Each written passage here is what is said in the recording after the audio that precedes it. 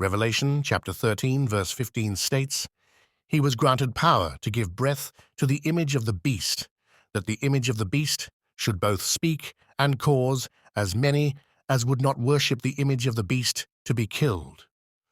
This verse describes the false prophet's ability to animate the image of the beast, creating a deceptive illusion of life and enforcing a brutal death penalty for those who refuse to worship the image. This lethal enforcement echoes the decrees of tyrants throughout history, such as in Daniel chapter 3, verse 6, where refusal to worship the image resulted in being thrown into the fiery furnace. The animation of the image of the beast is a significant act of deception that plays a crucial role in the end times narrative. By giving breath to the image, the false prophet creates the illusion that the image possesses life and the ability to speak. This miraculous feat is designed to awe and deceive the masses, leading them to believe that the image is imbued with divine power. The image of the beast, brought to life in this way, becomes a powerful tool of propaganda and control, symbolizing the unholy alliance between the Antichrist and the false prophet. This act of deception is reminiscent of ancient idolatrous practices, where lifeless idols were venerated and believed to possess supernatural powers. The enforcement of worship under the threat of death is a chilling reminder of the totalitarian nature of the Antichrist's regime. The death penalty for those who refuse to worship the image of the beast is a direct parallel to the decree issued by King Nebuchadnezzar in Daniel chapter 3, verse 6. In that account, anyone who refused to worship the golden image was to be cast into the burning, fiery furnace. This historical parallel underscores the relentless and brutal nature of enforced idolatry. Just as Nebuchadnezzar sought to consolidate his power and unify his kingdom through compulsory worship, so too does the Antichrist seek to consolidate his power through the worship of his image. The use of the image to enforce worship highlights the combination of religious and political power in the Antichrist's regime. This unification of power is a hallmark of totalitarian systems throughout history, where religious authority is often co-opted to legitimize and enforce political rule. The false prophet's role in animating the image and enforcing worship demonstrates how religious deception is used to solidify the Antichrist's control over the populace.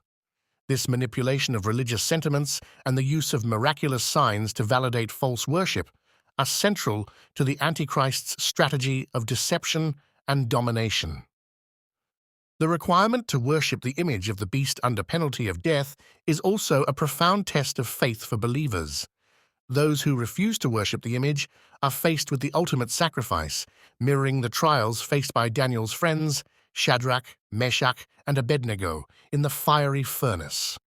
Their refusal to bow to Nebuchadnezzar's image, despite the threat of death, is a powerful testament to their unwavering faith in God.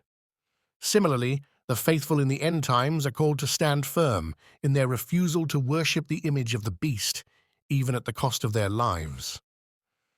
This call to faithfulness in the face of persecution is a recurring theme in the book of Revelation, emphasizing the importance of endurance and loyalty to Christ. The animating of the image of the beast can also be seen as a perversion of the life-giving power of God. In Genesis chapter 2, verse 7, God breathes life into Adam, making him a living being. The false prophet's act of giving breath to the image is a blasphemous imitation of this divine act, further underscoring the satanic nature of the Antichrist's regime. This counterfeit miracle is designed to mimic the creative power of God, deceiving people into believing that the Antichrist possesses divine attributes. The contrast between the true life-giving power of God and the deceptive imitation of the false prophet highlights the nature of the spiritual battle being waged in the end times. For believers, the existence of such profound deception underscores the need for discernment and reliance on the truth of God's Word. The warnings in the New Testament about false prophets and deceptive signs are particularly relevant in this context. In 1 John chapter 4, verse 1, believers are admonished to test the spirits to see whether they are from God, recognizing that not every miraculous sign is a sign of divine approval. The ability to discern between true and false signs is essential for maintaining faith and avoiding deception. The use of the image of the beast and the enforcement of worship also serve as a stark reminder of the ultimate fate of those who align themselves with the Antichrist. Revelation chapter 14 verses 9 through 11 describes the dire consequences for those who worship the beast and receive his mark, stating that they will drink of the wine of the wrath of God and be tormented with fire and brimstone. This passage emphasizes the eternal consequences of idolatry and the importance of remaining faithful to God, even in the face of severe persecution.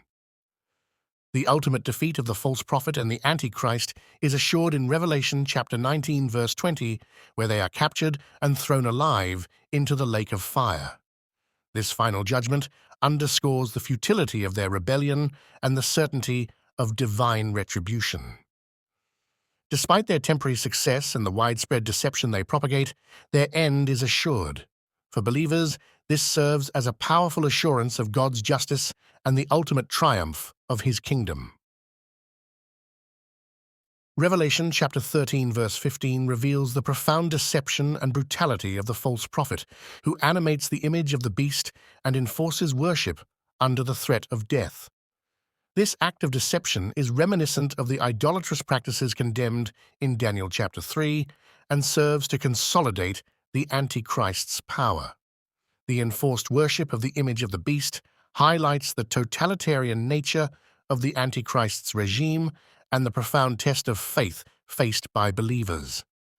The ultimate defeat of the false prophet and the Antichrist provides assurance of God's justice and the triumph of his kingdom. Believers are called to remain faithful and discerning, holding fast to the truth of God's word and the testimony of Jesus Christ amidst the trials and deceptions of the end times.